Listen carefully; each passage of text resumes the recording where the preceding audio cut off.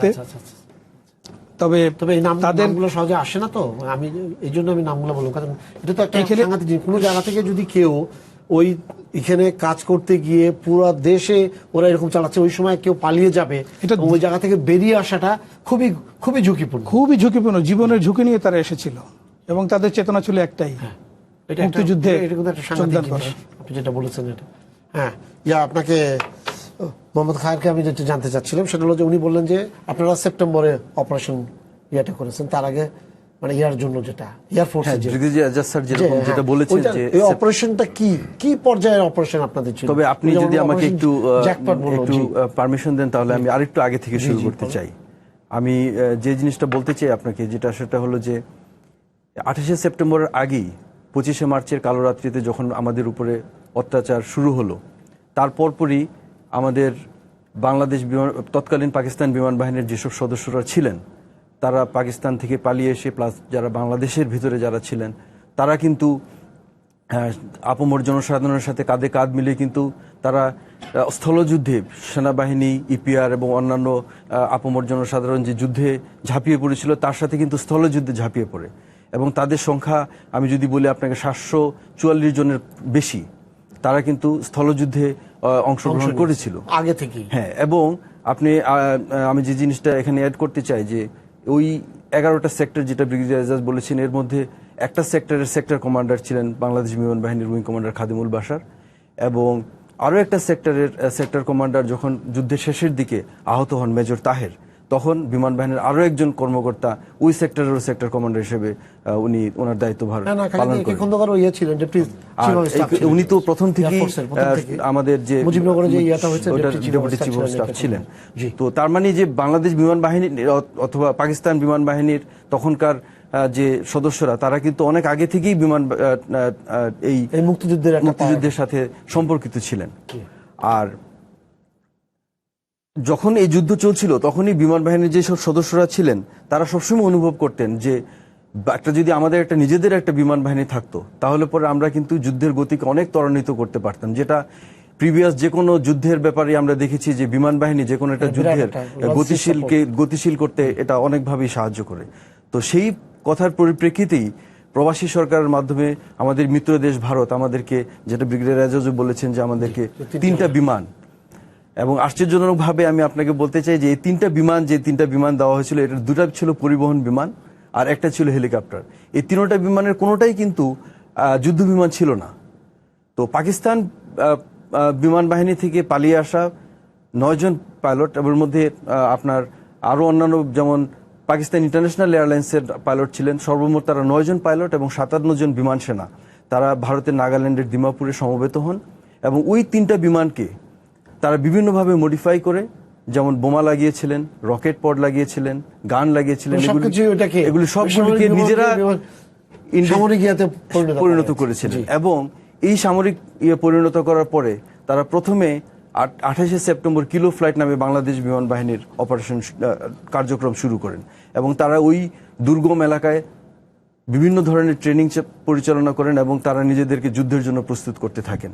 এবং একটা সময়, যেটা 3রা ডিসেম্বর 1971 রাতে, তারা এই 2টা বিমান দিয়ে প্রথম নারায়ণগঞ্জের গোদনাইল এবং চট্টগ্রাম ইস্টার্ন রিফাইনারিতে তারা তেলের ডিপোতে তারা সাকসেসফুলি তারা আক্রমণ করতে সক্ষম হন, এবং পরবর্তীতে 15 ডিসেম্বর পর্যন্ত এই কিলো ফ্লাইট সর্বমোট 50টিরও বেশি অপারেশন পরিচালনা করে। এই অপারেশনের ফলে পশ্চিম পাকিস্তানিদের মনোভাব এবং মনোবল কিন্তু অনেকটাই ভেঙে যায়, এবং যেটাই আলটিমেটলি আমাদেরকে বিজয় আনতে সাহায্য করেছিল।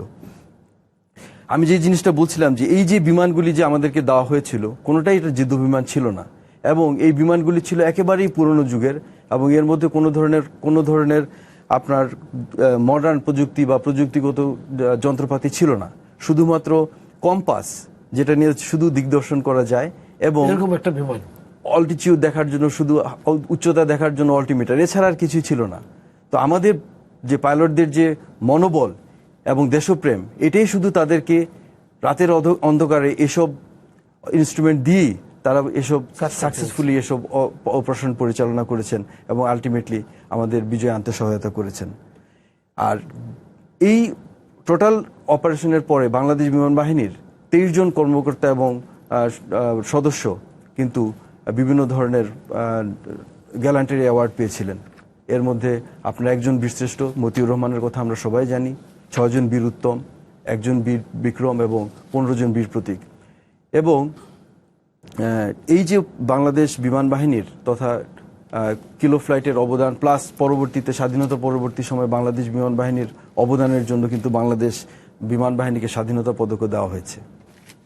হ্যাঁ, জেনারেল এজাজুল, জি, আপনি আমাকে একটু বলবেন যে এখন যে অবস্থা আছে আমাদের সেনাবাহিনীর, সেটা কি পর্যায়ে, আধুনিকরণের কোন পর্যায়ে আমাদের অবস্থানটা এখন আছে? সাধারণত যেটা দেখা যায়, আমরা কিন্তু আসলে এই সম্পর্কে ভালো তথ্য আমাদের ঠিক তেমন একটা প্রচার হয় না, কিন্তু আমাদের আসলে জানা দরকার আমাদের সেনাবাহিনীর অবস্থানটা কিভাবে আছে, আমাদের শক্তি, সামর্থ্য, অবকাঠামোর কি অবস্থা।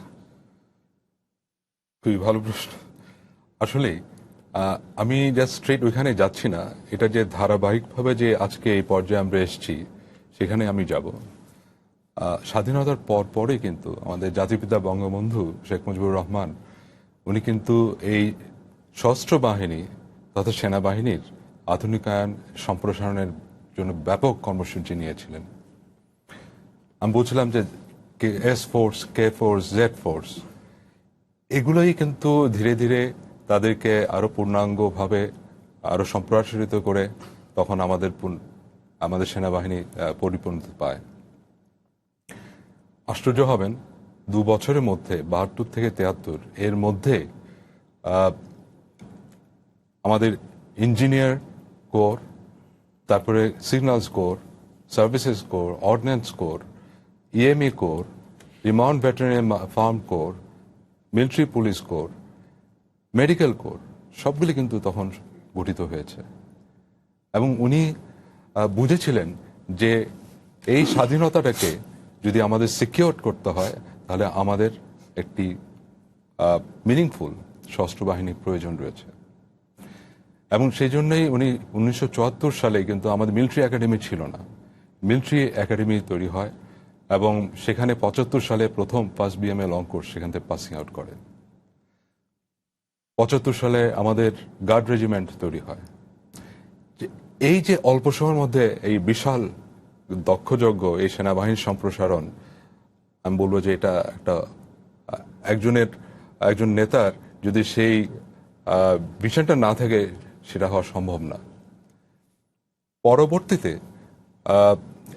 এই ভিশনটাকে ক্যাপিটালাইজ করে আমাদের সরকার বিভিন্ন সময়ে বিভিন্ন মেয়াদে এই সেনাবাহিনীর প্রভূত আপনার উন্নতি এবং সম্প্রসারণ করেছেন।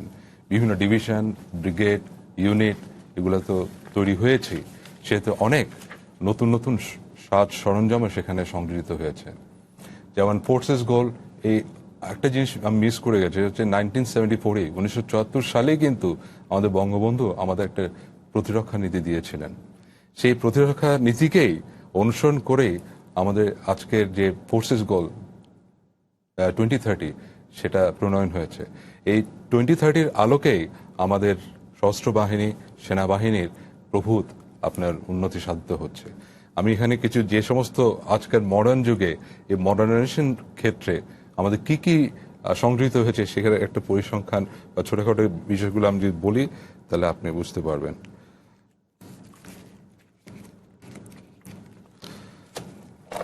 যেমন আমাদের এখানে সংগৃহীত হয়েছে multi launch rocket system, SP self propel গান, যে ট্যাঙ্কের সাথে গান ওটা যাবে সেটা আমাদের ছিল না। 2টা কনস্ট্রাকশন ব্রিগেডের কাজ আপনারা দেখতে পাচ্ছেন, জাজল্যমান বিভিন্ন রাস্তা ঘাট সেগুলো কনস্ট্রাক্ট হচ্ছে। কনস্ট্রাকশন ব্যাটালিয়ন হয়েছে, একটা মেকানাইজ ব্রিগেড হয়েছে। বর্তমান বিশ্বে আধুনিক সেনাবাহিনীর এই মেকানাইজ ব্রিগেড হচ্ছে একটি বিশেষ গুরুত্বপূর্ণ বিষয়। তারপরে হচ্ছে আমার মেকানাইজ ইনফ্যান্ট্রি 4টা। আমাদের এখানে সংগৃহীত হয়েছে আপনার মেইন ব্যাটল ট্যাঙ্ক 2000, যেটা এই সাউথ এশিয়াতে অত্যাধুনিক ট্যাঙ্ক। সংগৃহীত হয়েছে T-59 দুর্জয়, এটা আপগ্রেডেড, এটাও অনেক আধুনিক। Medium lift helicopter, medium lift আপনার প্লেন, তারপরে সংযুক্ত হয়েছে সার্ফেস টু এয়ার মিসাইল।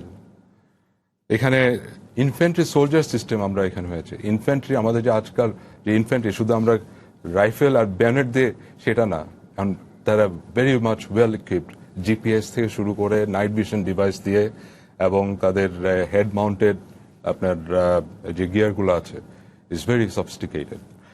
তারপরে হয়েছে প্যারা ইনফ্যান্ট্রি ব্রিগেড, তারপর হচ্ছে para commando brigade, it's long list. তারপরে হচ্ছে আপনার কম্পিউটারাইজড ওয়ার গেম সিস্টেম, এই আপনার ট্রেনিং এবং যে প্ল্যান পর্যায়ে সেটাকে যাচাই করার জন্য এই কম্পিউটারাইজড ওয়ার গেম সিস্টেম, এটা পর্যন্ত আমাদের এখানে সংযোজিত হয়েছে। একটি উল্লেখযোগ্য বিষয় যেটা হয়েছে সেটা হচ্ছে ট্রেনিং এরিয়া। এই বিশাল সেনাবাহিনীর ট্রেনিং এর জন্য ট্রেনিং এরিয়ার প্রয়োজন। আমরা যে জাহাজজাত চর বিশাল এলাকা, সেটা মাননীয় প্রধানমন্ত্রী সেনাবাহিনীকে দিয়েছেন এর তত্ত্বাবধানের জন্য এবং বলেছেন সেখানে ট্রেনিং করার জন্য।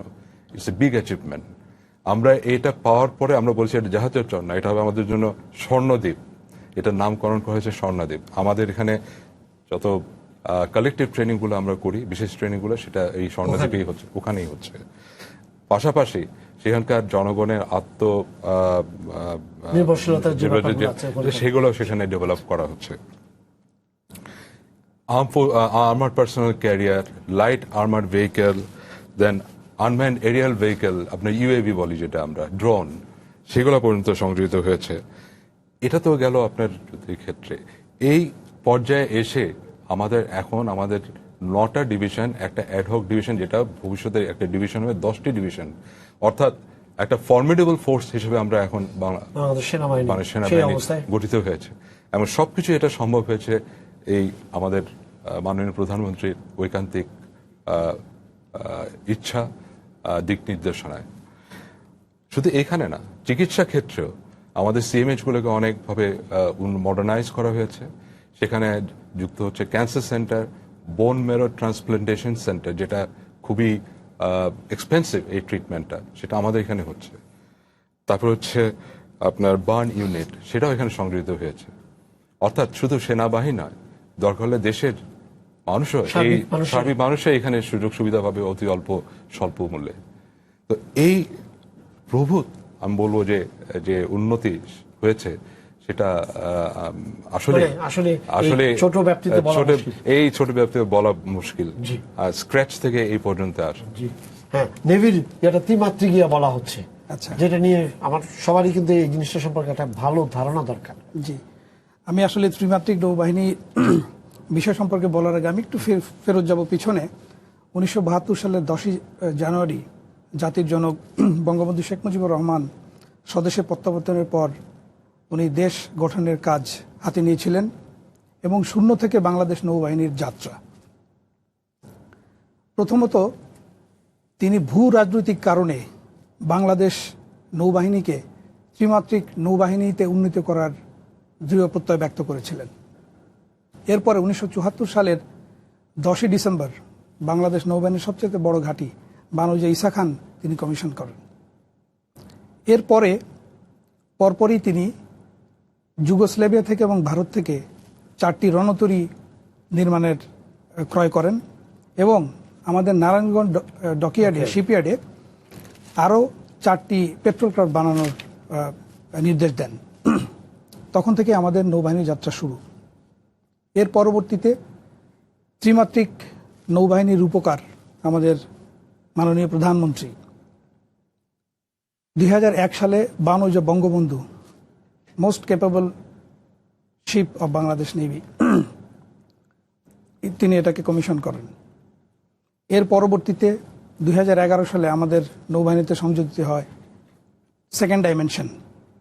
সেকেন্ড ডাইমেনশন মানে হচ্ছে যে এয়ারক্রাফট, 2টা হেলিকপ্টার এবং 2টি petrol aircraft, maritime patrol aircraft সংযোজিত হয়। এর পরবর্তীতে সবচেয়ে যেটা বাংলাদেশ নৌবাহিনীর অনেক দিনের আকাঙ্ক্ষা ছিল, যে বাংলাদেশ নৌবাহিনী জাতির জনক যে নির্দেশনা দিয়ে গিয়েছিলেন যে বাংলাদেশ নৌবাহিনী ত্রিমাত্রিক নৌবাহিনীতে পরিণত হবে, সেই ত্রিমাত্রিক নৌবাহিনীতে বাংলাদেশ পদার্পণ করে 2017 সালের 12ই মার্চ। মাননীয় প্রধানমন্ত্রী 2টি সাবমেরিন বাংলাদেশ নৌবহরে যুক্ত করেন। এই সাবমেরিন দুটির নাম নবযাত্রা এবং জয়যাত্রা। ত্রিমাত্রিক এই কারণেই যে আমাদের তো সারফেস শিপ আছে, সারফেস শিপ এক মাত্রা, দ্বিতীয় মাত্রা হচ্ছে এয়ারক্রাফট। যুদ্ধ পরিচালনার জন্য শুধু কিন্তু সারফেস শিপ দিয়ে কিন্তু যুদ্ধ পরিচালনা করা সম্ভব না। এখন আমাদের এয়ারক্রাফট প্রয়োজন। সো এয়ারক্রাফট শুধুমাত্র সাপোর্টিং রোলে কাজ করে না, এয়ারক্রাফটের থেকে আমরা ইনফরমেশন পেতে পারি, আর্লি ইনফরমেশন পেতে পারি। বিশাল সমুদ্র এলাকা কোথায় কি আছে সেটা আমরা কিন্তু আকাশ থেকে দেখতে পারি। আর তৃতীয় মাত্রা হচ্ছে গিয়ে সমুদ্রের তলদেশ থেকে সমুদ্রের নিচ থেকে সাবমেরিন, ডুবোজাহাজ সমুদ্রের নিচে গিয়ে আক্রমণ করতে পারে। সো এটাই হচ্ছে যে ত্রিমাত্রিক সক্ষমতা। এই সক্ষমতা অর্জন করাই ছিল আমাদের একটা মাইল ফলক বাংলাদেশ নৌবাহিনীর জন্য। এছাড়া বাংলাদেশ নৌবহরে যুক্ত হয়েছে অত্যাধুনিক ফ্রিগেট। বর্তমান সরকারের আমলে যুক্তরাষ্ট্র থেকে দুটি বড় বড় জাহাজ ক্রয় করা হয়েছে, সমুদ্র জয়, সমুদ্র অভিযান। চীন থেকে দুটি করভেট ক্রয় করা হয়েছে। সর্বমোট 18টি যুদ্ধজাহাজ যুক্ত হয়েছে নৌবহরে। এছাড়াও দুইটি মেরিটাইম পেট্রোল এয়ারক্রাফট এবং দুটি হেলিকপ্টার ক্রয় করা হয়েছে। এছাড়াও অনেক নতুন নতুন ঘাঁটি কমিশনিং করা হয়েছে। আমাদের প্রশিক্ষণ ঘাঁটিকে উন্নত মান দেওয়া হয়েছে। সর্বোপরি বাংলাদেশ নৌবাহিনী এখন ত্রিমাত্রিক নৌবাহিনী।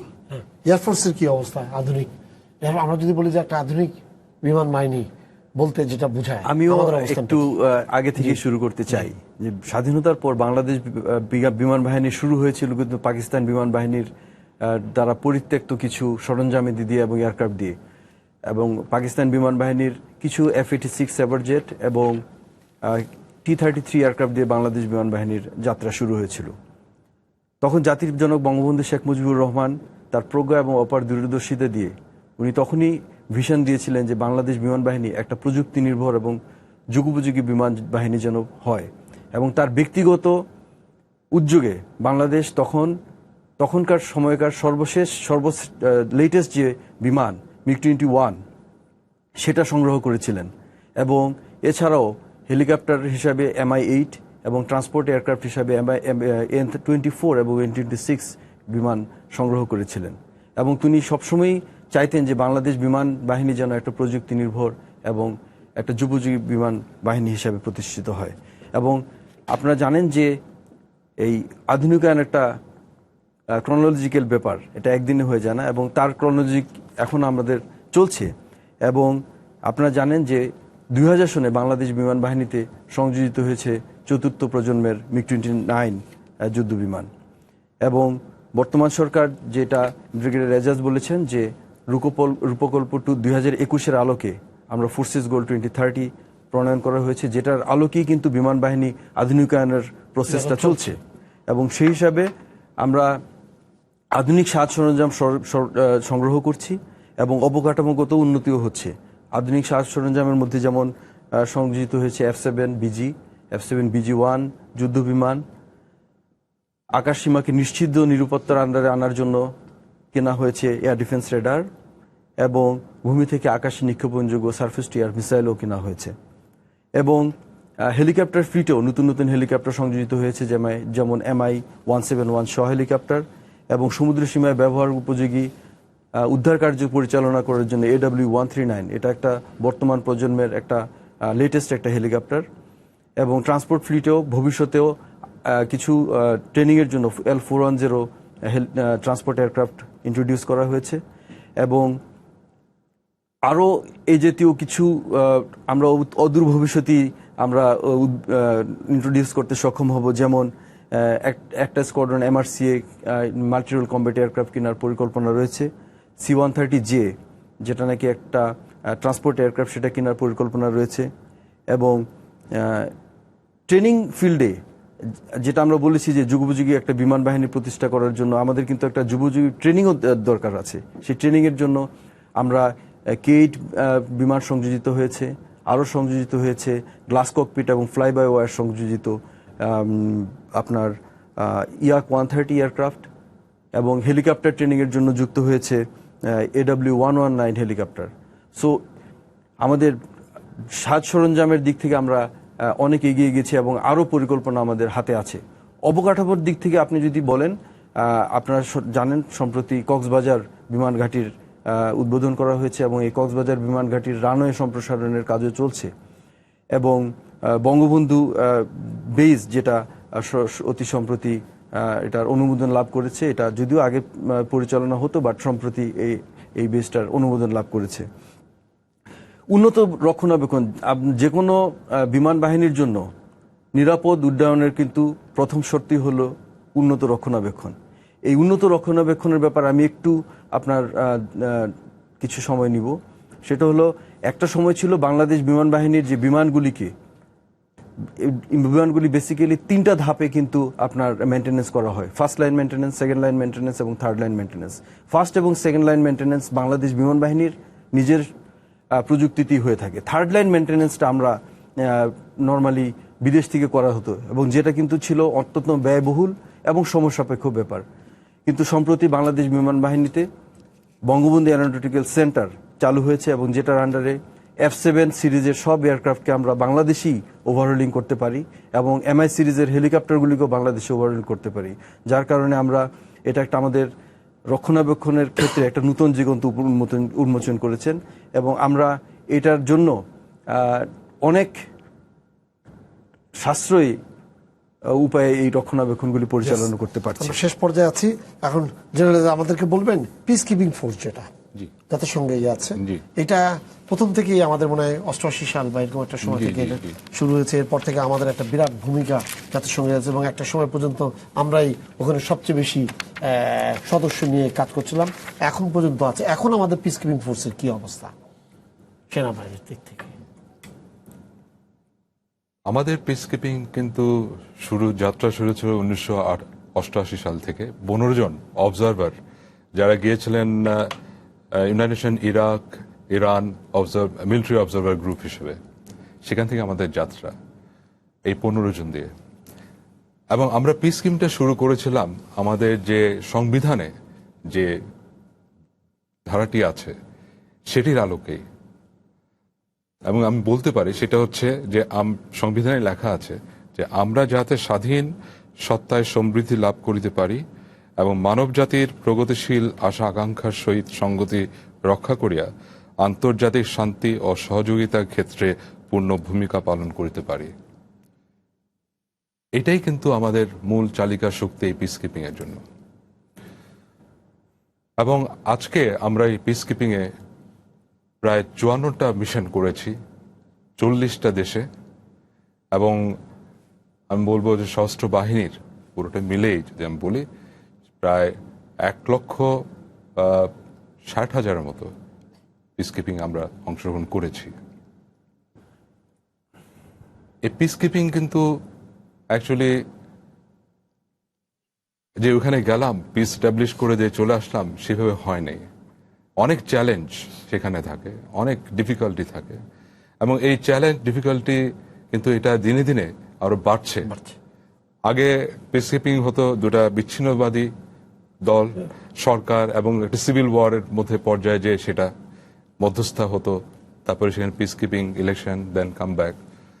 এখন কিন্তু সেখানে যোগ হয়েছে আর্ম টেররিস্ট গ্রুপ, বিভিন্ন রকম আপনার রেডিকালাইজড গ্রুপ, টেররিস্ট গ্রুপ। এটা একটা পিস কিপিংকে অনেক বেশি জটিল করে তুলেছে। সেখানেও আমরা আমাদের পিস কিপিং আমরা চালিয়ে যাচ্ছি। এবং আমি বলবো যে পিস কিপিং করতে যে আমাদের সেখানে সশস্ত্র বাহিনীর 115 জন তারা তাদের জীবন উৎসর্গ করেছেন, আর 206-এর মতো আহত হয়েছেন। তাদের প্রতি আমরা শ্রদ্ধা নিবেদন করছি আমি বলি। এবং পিস কিপিংটা সেই জন্য বলবো যে it's not very easy game. আচ্ছা, আমাকে বলবেন এখন টোটাল কত মেম্বার এখানে আমাদের বাইরে আছে? আমাদের এখন 6,500-এর মতো। আমি বলবো যে শুধু আমাদের আর্ম ফোর্সেস এখন পিস কিপিং এ আছেন, তারা 9টি দেশে এখন পিস কিপিং করছেন। জি, নেভির এটা পিস কিপিং এ কি? বাংলাদেশ নৌবাহিনীর পিস কিপিং এর যাত্রা শুরু হয়েছে 1993 সালে। মোজাম্বিকে একজন পর্যবেক্ষক পাঠানো দিয়ে শুরু হয় এদের যাত্রা। বর্তমানে বাংলাদেশ নৌবাহিনীর সর্বমোট 4,883 জন নৌ সদস্য পিস কিপিং মিশন কমপ্লিট করেছে 30টি দেশে। এখন বর্তমানে আছে টোটাল 503 জন, টোটাল 7টি দেশে। সবচেয়ে ইম্পর্টেন্ট বিষয়টা হচ্ছে 2010 সাল থেকে বাংলাদেশ নৌবাহিনী 2টি জাহাজ ভূমধ্য সাগরে মাল্টি ন্যাশনাল মেরিটাইম টাস্ক ফোর্সের আওতায় নিয়োগ করে এবং তখন থেকেই 2টি জাহাজ সেখানে আছে। তাদের কাজ হচ্ছে সার্বক্ষণিকভাবে টহল দেওয়া, যাতে করে লেবানন ভূখণ্ডে কোনো অবৈধ অস্ত্র প্রবেশ করতে না পারে। এটাই তাদের মেইন কাজ। এবং অত্যন্ত দক্ষতার সাথে বাংলাদেশ নৌবাহিনী এই গত 7 বছর ধরে ওখানে একটি ফ্রিগেট এবং একটি ওপিভি অফশোর পেট্রোল ভেসেল ওখানে দায়িত্বে নিয়োজিত আছে। মানে বাই রোটেশন করে মানুষ যাচ্ছে এবং 3 বছরের মাথায় একবার জাহাজ রোটেশন হয়েছে। না, তো আপনি কি বলতে চাচ্ছেন যে তার মানে হলো যে ওখানেই সবচেয়ে বড় নেভাল ইয়েটা ওখানেই আমাদের পিসকিপিং আমাদের পিসকিপিং ওখানেই মোটামুটি একটা বড় অ্যামাউন্টের নৌ সদস্য ওখানে নিয়োজিত আছে। এছাড়াও আমাদের দক্ষিণ সুদানে 200 সদস্যের একটি কন্টিজেন্ট আছে। সেখানে তাদের সাথে আছে 6টি ডিফেন্ডার ক্লাস বোট এবং 6টি রিজিড হাল ইনফ্লেটেবল বোটস এবং 2টি জেমিনি বোট সহ তারা সেখানে পিসকিপিং দায়িত্ব পালন করছে দক্ষিণ সুদানে। এয়ারফোর্সের কি অবস্থা? একইভাবে বাংলাদেশ বিমান বাহিনীরও প্রথম 1993 সন থেকে বাংলাদেশ বিমান বাহিনীর ইউএন মিশনে পার্টিসিপেশন শুরু হয়। যদিও ইনিশিয়ালি এটাও ইউএন মিশনে আমাদের অবজারভার হিসাবে গিয়েছিল। পরবর্তীতে 1995 সন থেকে এভিয়েশন কন্টিনজেন্ট মানে হেলিকপ্টার দিয়ে এভিয়েশন কন্টিনজেন্টের যাত্রা শুরু হয় এবং এ পর্যন্ত কুয়েত, দক্ষিণ সুদান, চাঁদ, আইভরি কোস্ট, পূর্ব তিমুর এসব দেশে আমরা অলরেডি অপারেশন করেছি। এবং আপনি শুনে খুশি হবেন যে এই কিছুদিন আগেও বাংলাদেশ বিমান বাহিনীর কন্টিনজেন্ট, এয়ার কন্টিনজেন্ট ছিল ইউএনের সবচেয়ে বড় কন্টিনজেন্ট। কারণ একই সময়ে বাংলাদেশ বিমান বাহিনী হাইতি, মালি, কঙ্গো এই 3টা জায়গাতেই হেলিকপ্টার অপারেট একই সাথে করেছে এবং হাইতিতে এবং কঙ্গোতে একটা C-130 এয়ারক্রাফট অপারেট করেছে একই সাথে একই সময়ে। এবং মালিতে একটি aviation support unit, airfield support unit এবং কঙ্গোতেও এয়ারফিল্ড সার্ভিসেস ইউনিট, 2টা এয়ারফিল্ড সার্ভিসেস ইউনিট অপারেট করেছে। এই মুহূর্তে কঙ্গোতে আমাদের 6টি হেলিকপ্টার এবং 1টি ট্রান্সপোর্ট বিমান এবং এয়ারফিল্ড সার্ভিসেস ইউনিট অপারেট করছে। সবচেয়ে বড় কোন জায়গায় আমাদের সবচেয়ে বেশি বিমান বাহিনীর সদস্য আছে? এই মুহূর্তে ডেমোক্রেটিক রিপাবলিক অফ কঙ্গোতেই আছে। তার মানে উনি যেটা বললেন ঝামেলাপূর্ণ এলাকার চারদিক থেকে হচ্ছে। আচ্ছা, আমাদের যে চ্যালেঞ্জটা সবচেয়ে বড় চ্যালেঞ্জ হলো যে এই এত বড় ডিসপার্স লোকেশনে, লাইক আপনি যদি হাইতির কথা চিন্তা করেন, যেখানে আমি সর্বশেষ কন্টিনজেন্ট কমান্ডার ছিলাম, আমি ওখান থেকে এসেছি গত মাসে, যে এখান থেকে প্রায় 10,000 মাইলস দূরে এবং একই সাথে কঙ্গোতেও আমাদের এত দূরে যে কন্টিনজেন্টগুলিকে মেনটেনেন্স সাপোর্ট দেওয়া এবং অন্যান্য লজিস্টিক সাপোর্ট, এটা কিন্তু আমাদের বিমান বাহিনীর জন্য একটা অত্যন্ত চ্যালেঞ্জিং ব্যাপার। এবং এই এতদিন ধরে সাকসেসফুলি এই মিশনগুলিকে চালিয়ে আসা বাংলাদেশ বিমান এত দূরে, এটা কিন্তু অনেক বড় একটা চ্যালেঞ্জিং ব্যাপার। আচ্ছা, আমরা শেষ পর্যায়ে আছি। আপনি আপনাকে যদি বলি যে না, এই পুরো সশস্ত্র বাহিনীটাকে আপনি কিভাবে দেখছেন, মানে আপনারা এটা আপনাদের দৃষ্টিতে কিভাবে মূল্যায়ন করছেন? এই দিনটাকে ঘিরে আপনার সশস্ত্র বাহিনী কি অবস্থা আছে, আপনারা কতটুকু নিজেদেরকে গর্বিত মনে করছেন এই পুরো জিনিসের জন্য? ধন্যবাদ। সশস্ত্র বাহিনী বিভাগ, সশস্ত্র বাহিনী আমাদের যে পর্যায়ে আছে আমি বলবো এটা আসলে একটা গর্ব করার মতো একটা অবস্থানে আমরা আছি। আমি বলছিলাম যে ফোর্সেস গোল 2030 আমরা করেছি। এটা শুধু সেনাবাহিনী না, এটা সব 3 বাহিনীর জন্যই প্রযোজ্য এবং 3 বাহিনী যেন প্রপোর্শনেটলি সুন্দরভাবে একসাথে গড়ে উঠতে পারে, সেটাই হচ্ছে এই ফোর্সেস গোলের মূল বলবো। এবং এখানে হচ্ছে যে এটা কমপ্লিমেন্টারি, এখানে সেনাবাহিনী এয়ারফোর্স সেনাবাহিনীকে কমপ্লিমেন্ট করবে, তার মানে হচ্ছে পরিপূরক, একটা আরেকটার পরিপূরক, একই লেভেলে যদি আসতে পারে। হ্যাঁ, এবং প্রপোর্শনেটলি সেটা হতে হবে, একটা সাপোর্টিং এবং একটা সাপোর্টেড। এই জিনিসটা যে এবং পাশাপাশি জয়েন্টনেস একই সাথে চলার যে ইয়াটা, এটা না যে সেনা বিমান বাহিনী নিজের মতো করে বাড়ছে, নৌবাহিনী নিজের মতো করে বাড়বে, সেটা কিন্তু না। এটার আর্ম ফোর্সেস ডিভিশন আমরা সেই কাজটাই করি, হারমোনাইজ করে, যে প্রতিটা বাহিনী যেন প্রপোর্শনেটলি তারা যেন সম্প্রসারিত হয়, আধুনিক গতি যেন একই থাকে। না হলে দেখা যাবে যে সবাই প্লেন কিনছে, সবাই মিসাইল নিয়ে বসে আছে, র্যাডার নিয়ে বসে আছে, তাহলে সেটা কিন্তু হচ্ছে না, ডিসপ্রপোর্শনাল, যে রিডান্ডেন্ট হয়ে যাচ্ছে। এই বিষয়টা খুবই ইম্পর্টেন্ট। মানে এটা সশস্ত্র বাহিনী বিভাগে এটাকে পুরো সশস্ত্র বাহিনীর এই ডিভিশনটাকে আমরা করছি।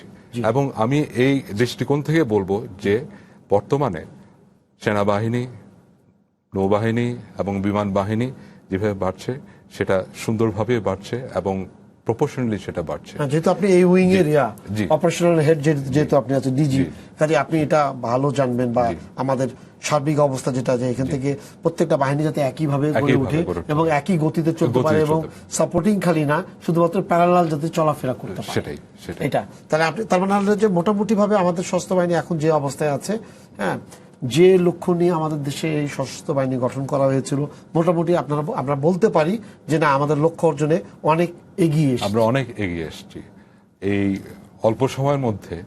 এটা আমি বলবো যে অসামান্য একটা অ্যাচিভমেন্ট আমাদের। জি, শেষ যদি আপনাকে বলতে বলা, তাহলে আপনি কতটুকু আমি তো আগে বলেছি, বাংলাদেশ নৌবাহিনীর অনেক দিনের আকাঙ্ক্ষা ছিল যে আমরা ত্রিমাত্রিক নৌবাহিনীতে উপনীত হব। তো বর্তমান সরকারের ঐকান্তিক প্রচেষ্টায় বাংলাদেশ নৌবাহিনী ত্রিমাত্রিক নৌবাহিনীতে পদার্পণ করেছে। পৃথিবীর খুব কম দেশই কিন্তু ত্রিমাত্রিক নৌবাহিনীতে উপনীত হতে পারে। তো বাংলাদেশ, আমি মনে করি যে সেই দিক দিয়ে বাংলাদেশ নৌবাহিনী সত্যিকার অর্থে আমরা গর্বিত। আমি বলবো যে বাংলাদেশ নৌবাহিনী গর্বিত ত্রিমাত্রিক নৌবাহিনীতে পদার্পণ করার জন্য। আপনি বলেন। আমি শুধু এতটুকুই বলবো যে মহান মুক্তিযুদ্ধের মধ্য দিয়ে গড়ে ওঠা যে বাংলাদেশ বিমান বাহিনী, এটা সময়ের বিবর্তনে এখন একটা অত্যাধুনিক এবং সুশৃঙ্খল এবং সুসংগঠিত বাহিনী হিসাবে নিজেকে প্রতিষ্ঠিত করেছে। এবং এই উন্নতি যদি অব্যাহত থাকে, আমরা দেশের প্রয়োজনে যে কোনো আত্মত্যাগ করতে বাংলাদেশ বিমান বাহিনী সদা প্রস্তুত রয়েছে। এবং আমি এ ব্যাপারে দেশবাসীকে আশ্বস্ত করতে চাই যে এই ব্যাপারে বাংলাদেশ বিমান বাহিনী সদা প্রস্তুত থাকবে। তো সব বাহিনী মিলে যদি আপনাকে শেষ মিনিটে বলতে বলা হয় জেনারেল এজাজ, তাহলে আপনি কি বলবেন? আমি বলবো, মানে ইয়ার জন্য, দর্শকদের উদ্দেশ্যে, আমাদের জাতির ইয়ার জন্য। জি, দর্শকদের উদ্দেশ্যে বলছি, আমি মুক্তিযুদ্ধের যে চেতনা, সেই আলোকে বলছি। আজ আমাদের মুক্তিযুদ্ধের চেতনায় আজকে আমাদের মাননীয় প্রধানমন্ত্রী বলেছেন যে ইকোনমিক এমানসিপেশন, অর্থনৈতিক আমার মুক্তি, সেটা দিকে আমরা ধাবিত হচ্ছি। এবং সেটা শুধু এককভাবে কেউ করতে পারে না, এটা সম্মিলিতভাবে সবার মাধ্যমেই করতে হবে। আর সেখানে আমরা সশস্ত্র বাহিনী, সেটাকে আমরা একসাথে এখানে যোগ দিয়েছি। আপনি দেখছেন যে আবার আরেকটি কথা ছিল যে আমরা প্রো পিপল আমাদের আর্ম ফোর্সেস হবে, সেটাকেও একটা চেতনা আমার মনে করি অন্যতম। এবং সেটাকে আমরা উপযোগ্য করে দেখছি এই বাংলাদেশের এই অর্থনীতিকে এগিয়ে নিয়ে যাওয়ার জন্য আমাদের তিন বাহিনী, সেনাবাহিনী, নৌবাহিনী এবং বিমান বাহিনী একসাথে কাজ করে যাচ্ছি। সেনাবাহিনীর মাধ্যমে আপনারা দেখেছেন বিভিন্ন রকম প্রকল্প সরকার ন্যস্ত করেছেন। তার মধ্যে পদ্মা সেতু সবচেয়ে বড় বিষয় যেখানে আমরা করছি। এছাড়া আমরা অনেক আরো মেগা প্রজেক্ট সেখানে হয়েছে, ঢাকা চট্টগ্রাম 4 লেন হাইওয়েজ, পদ্মা প্রকল্পের জন্য আপনার রেলওয়ে সুপারভিশনের কাজটা, তারপরে এসছে আপনার আরো সামনে আসছে প্রধানমন্ত্রী দায়িত্ব দিচ্ছেন সেনাবাহিনীকে আপনার চট্টগ্রামের জলাবদ্ধতা নিরসনের কাজ। দীর্ঘদিন ধরে এটা একটা বিগ প্রজেক্ট। তো এখানে আমরা ন্যস্ত হচ্ছে। এগুলো অ্যাকচুয়ালি এই যে সেনা জনগণের যে মনে স্বস্তি, তাদেরকে যে একটা ভালো একটা জায়গা, আরামদায়ক জায়গা যে আমরা যদি নিয়ে যেতে পারি, করতে পারি, তাহলে কিন্তু যে আমাদের যে লক্ষ্যগুলো, সেটা আমাদের সার্থক হবে। তো সময় শেষ হয়ে গেছে। আপনাদেরকে ধন্যবাদ স্টুডিওতে আসার জন্য। এই দিবসে আলোচনা করার জন্য। সবাইকে শুভেচ্ছা জানিয়ে শেষ করছি আজকের সম্পাদকীয়। আগামীকাল আবারও দেখা হবে রাত 10টায়, দেখার আমন্ত্রণ রইল। শুভরাত্রি।